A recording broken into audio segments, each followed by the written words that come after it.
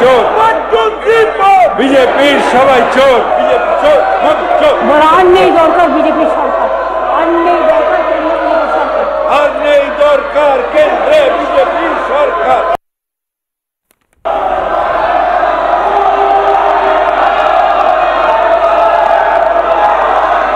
কোনোদিন দেখেছেন রাহুল গান্ধী থেকে শুরু করে গোটা যে কংগ্রেসের এমপিরা তারা গোটা পার্লামেন্টকে ডমিনেট করছে? ভাবুন, এটা কিন্তু আবারও বলছি, এটা 2009 থেকে তৃণমূল করত। যারা দীর্ঘদিন ধরে বাংলার রাজনীতি দেখছেন তারা জানেন যে 2009 থেকে তৃণমূল কংগ্রেস এটা অলরেডি করা শুরু করে দিয়েছিল। বুদ্ধদেব ভট্টাচার্য অসহায় বোধ করতেন বিধানসভায়। মমতা বন্দ্যোপাধ্যায় হয়তো নিজে এটা বুঝতে পারছেন, মমতা বন্দ্যোপাধ্যায় অসহায় বোধ করছেন।